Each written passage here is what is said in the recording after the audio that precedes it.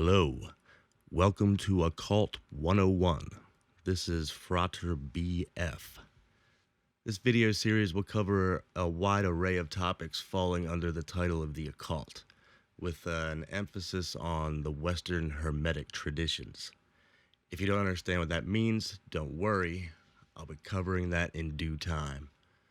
We're going to start from the bottom here and get progressively more in depth. I'm going to try and be as clear and concise as possible and keep the video lengths relatively short so you can get back to your cyber dystopia. There'll be some video elements popping up here and there probably, but in general, you just put this on while you cram semi-solids into your toddler's mouth or change a litter box or downward-facing dog or whatever it is you do. I'm doing these videos for a number of reasons. One, it's being on my purpose. When you figure out what your purpose is, get on it. Don't dawdle or come up with excuses why you can't. That's lesson number one. I'm also doing it partly for my daughter. She's turning 16 and starting to really question some things. I feel like I can probably convey some ideas in this way so it doesn't feel like some weirdo lecture from an old man maybe. I'm also doing it for those who might actually be interested in and benefit from the information. There seems to be a resurgence in popularity in all things metaphysical these days. Tarot in particular has become a fairly large industry. There's an almost comical amount of tarot decks being published.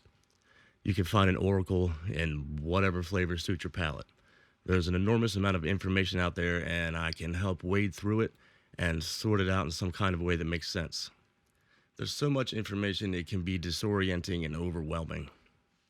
Why should you take my word for it? Well, you shouldn't really. I'm hoping here to inspire you to and delve deeper into some things and open the doors to the mysteries for yourself. I'm a master of nothing, kind of a jack of all trades, even in the areas of occult. But I've been following this path for more than half my life, and at this point, that's a pretty long time.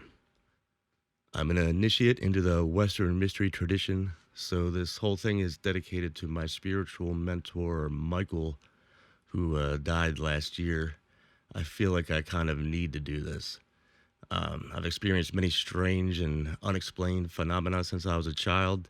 I'm sure I'll talk of all those things as these videos progress, as they're the things which basically have molded me into this role. I'll try to be as honest and clear about the personal, subjective experiences as possible. At this point, I'm not really afraid to be ridiculed or have people think I'm some kind of kook. My interest has always really been human evolution, personal and collective, the way the mind works and how it fits into the scheme of physical reality, what that even means, and what exists behind the veil.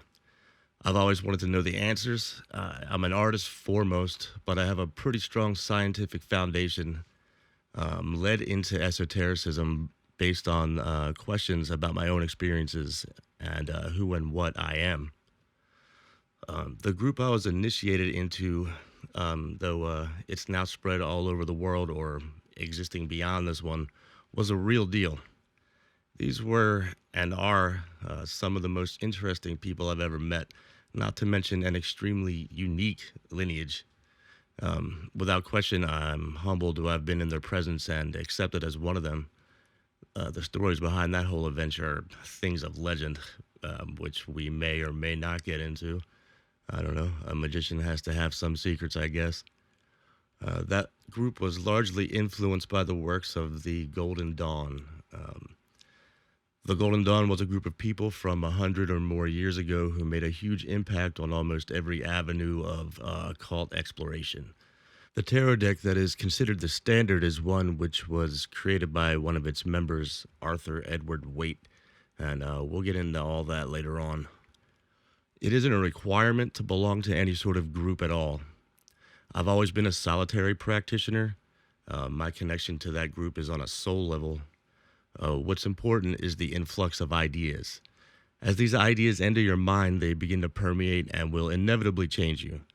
Some of you who may be listening may be scoffing at this notion, but I invite you to continue to listen and scoff away because I know eventually they will take hold and spring roots, and before you know it, You'll be wearing a crystal on your forehead, talking about auras. Q Enya. Sail away. From this point on, it only gets wooer. So, the occult, what is it? It's a word that seems to have different meanings depending on who you ask. In general, it's a catch all phrase which encompasses all areas of the paranormal and metaphysical.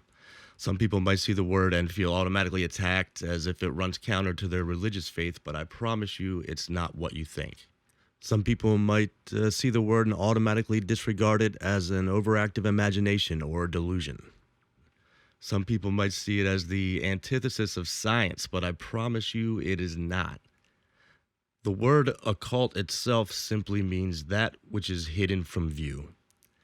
It is largely the study of things which have historically been classified as heresy, and this is actually the reason why it has become occult in the first place.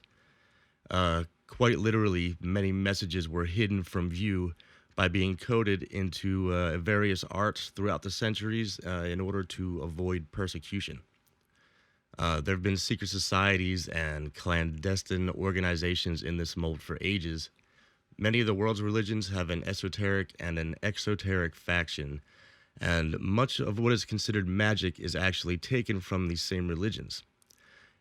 In many ways, the spiritual path and the path of the Magi are one and the same. So we're going to talk about the history of these things and how they've developed to this time period.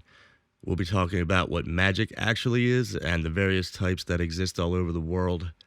Magic itself is one of the most misunderstood things in all of the occult world. There's a Hollywoodization of what magic is, or for that matter, what any sort of psychic ability might be. In my experience, it isn't anything even remotely similar, but everyone's experience is different, I guess.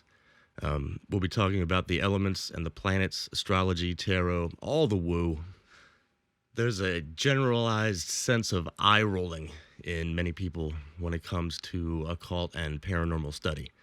But I can guarantee you that it is not devoid of or the opposite of science. One of the most famous occultists, Aleister Crowley, who himself was at one time a member of the Golden Dawn, later moved on and founded other groups. The motto of one of these groups, Thelema, was the method of science, the aim of religion. There have been many notable figures throughout history who have been involved with the occult, not only artists, but prominent scientists as well, from Pythagoras to Edison. One of Crowley's proteges, Jack Parsons, was also one of the principal founders of the Jet Propulsion Laboratory and the Aerojet Engineering Corporation. Another quote from Crowley that makes me laugh is, "Science is always discovering odd scraps of magical wisdom and making a tremendous fuss about its cleverness." Stop it. Get some help. We live in an interesting time. Scientific breakthroughs continually reinforce the mystic viewpoint. It's a time of revelation marked by an acceleration of evolution. Many timelines converge in this era. We're in the late stages of what is called Kali Yuga in the Hindu tradition. It translates to the last age, but it's not all destruction and disaster. It actually marks a turning point in human history where a great cycle has come to its conclusion and a new one awaits. What better time to start learning about the things which have been hidden from view? So that about wraps up the introductions here. Feel free to leave a comment, praise, criticism, berate me as a fraud, knock yourself out. If you made it this far, I hope you continue to listen as we get into the details and can apply the concepts into your own experience. Agape.